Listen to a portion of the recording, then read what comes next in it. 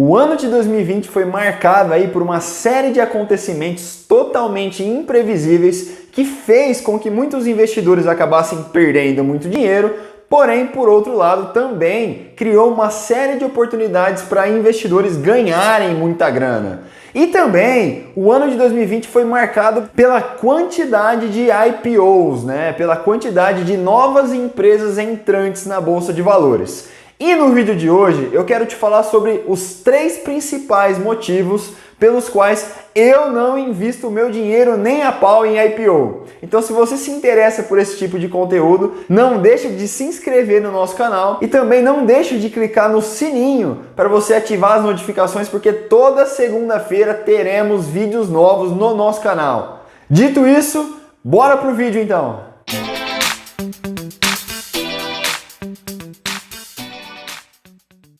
E se você está chegando agora no nosso canal, seja muito bem-vindo. Meu nome é Paulo Rossanez, eu tenho 30 anos, sou engenheiro mecânico de formação e sou um dos criadores aí do canal do Seu Tesouro. Então, sem mais enrolação, vamos para o conteúdo do nosso vídeo.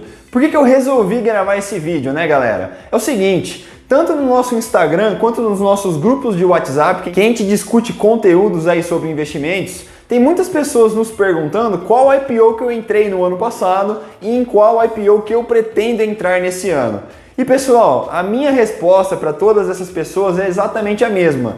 Eu não vou entrar em IPO nenhum. Por que eu digo isso, Pô, Paulo, mas será que você não está perdendo uma série de oportunidades que estão aparecendo no mercado? Olha só, por exemplo, o resultado da Melius, Quem investiu em Melius desde quando saiu o seu IPO, hoje está acumulando aí quase 250% de aumento no seu patrimônio. Pega, por exemplo, a Localweb também. A Localweb, hoje, quando você olha o retorno desde o seu IPO, estamos tendo aí um acumulado de aproximadamente 600%. É muita coisa, não tenho dúvida disso.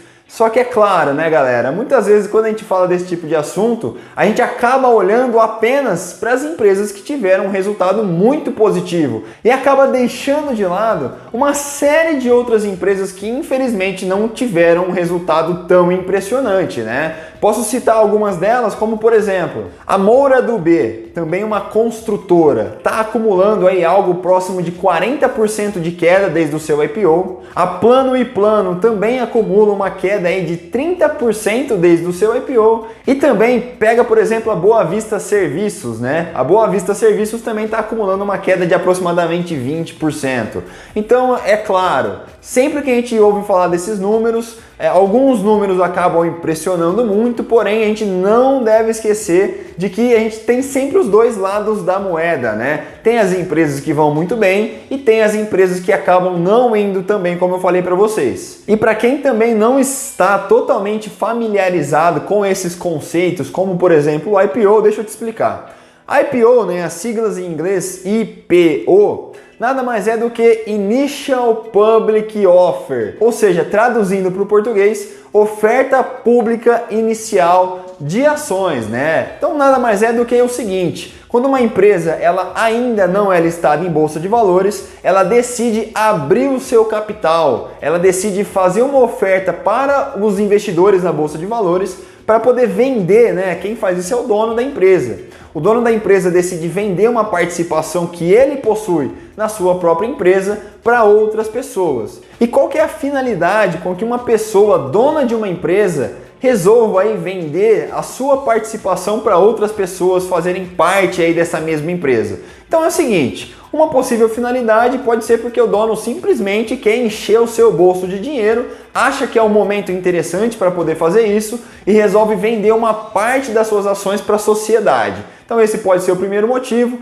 E um outro motivo muito interessante também é justamente para poder fazer uma ampliação na sua empresa, para poder investir em novos projetos, desenvolver novas linhas de produtos. Então o dono da empresa decide vender partes das suas ações para a sociedade com o objetivo de financiar todos esses projetos. E só para vocês terem uma noção da quantidade de empresas novas que estão chegando na nossa bolsa de valores, desde o comecinho do ano de 2020 até hoje, já foram 31 novas empresas. E a expectativa para o ano de 2021 é bater recorde, como a gente está com uma expectativa de recuperação muito forte da economia com a saída da vacina do coronavírus, a perspectiva é de que até 100 novas empresas ingressem aí na Bolsa de Valores brasileira. Isso tudo parece ser muito bom, né? Significa que o mercado está reagindo bem e novas empresas estão disponibilizando aos investidores uma oportunidade para serem investidas. Mas e aí, Paulo? Dado tudo isso, por que você não investe em IPOs? Bom, e o primeiro motivo pelo qual eu não invisto em IPOs é o preço. Então pensa comigo, né? Se você é dono de uma empresa, em que momento você quer vender a sua participação? Provavelmente você vai querer vender em um momento que sua empresa está indo bem, sua empresa está tendo excelentes resultados e que o preço de mercado que a sua empresa está tendo naquele momento seja um preço muito interessante para você. Se fosse uma situação contrária e sua empresa não estivesse indo muito bem, estivesse sendo mal falada e queimada pelo mercado, provavelmente o preço que você iria receber pela venda das suas ações seria muito baixo. E aí você com certeza não iria fazer a venda se você tivesse essa possibilidade, tá certo? Então o que eu penso sobre essa questão do preço, né? Na maior parte dos casos, isso não é uma regra, tá? Tem algumas exceções, obviamente, mas em geral o preço tende a vir para nós investidores em um patamar um pouco alto. Então eu prefiro ficar de fora por este motivo. O segundo motivo pelo qual eu não invisto em IPOs é pela falta de consistência. O que eu quero dizer com isso, né? Pelo fato de ser uma empresa totalmente nova na Bolsa de Valores, a gente não tem históricos de resultados de longo prazo para poder tomar uma decisão com maior assertividade.